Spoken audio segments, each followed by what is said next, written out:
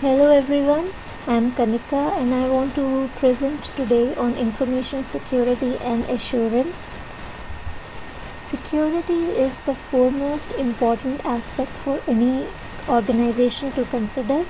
It ensures information is disclosed and reviewed exclusively by authorized individuals only.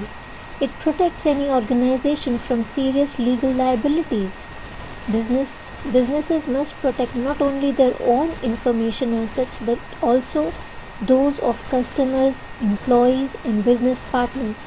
Failure to do so can lead to costly litigation for data exposure or theft.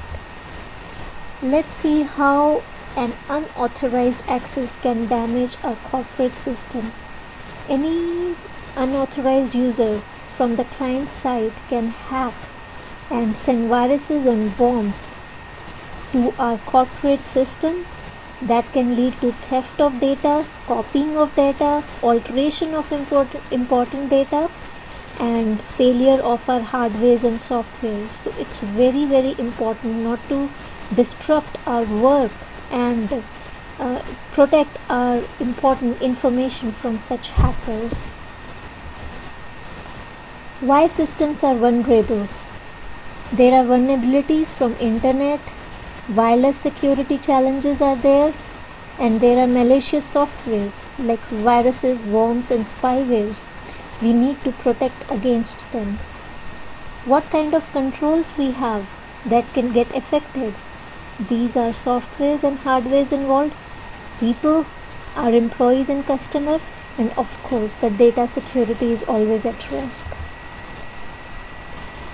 How can we safeguard our system? We can use identification and authentication. With this technology, we can only allow authenticated user to enter our system. We can use encryption, we can use firewalls, we have malware protection softwares, and we can design for secure applications. Let's look into these in detail. What is this encryption?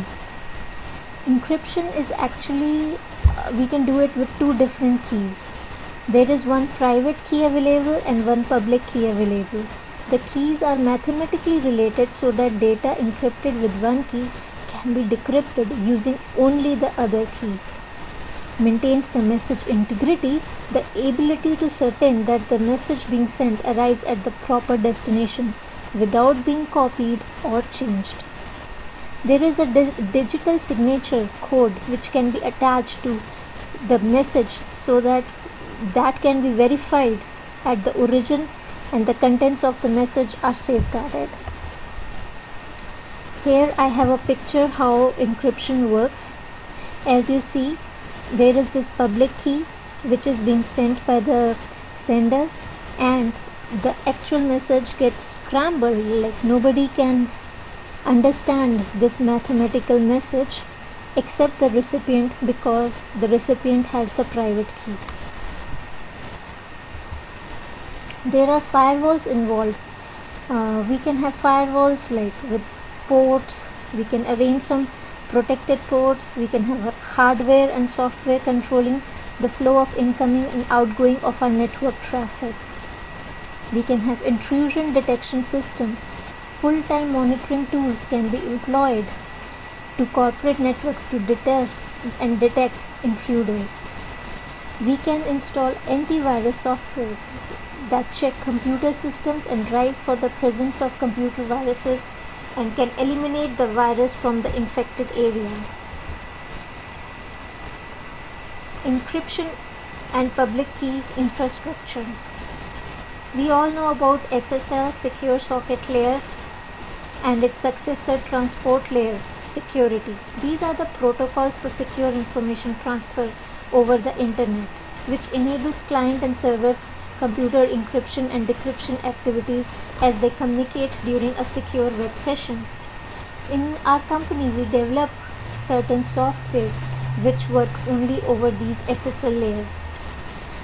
Then there is Secure Hypertext Transfer Protocol, used for encrypting data flowing over the internet. limited to web documents, whereas SSL and TLS encrypt all data being passed between client and the server. So it depends what protocol you want to use. I hope this information was useful and it would help your company to understand the value of security. Thank you.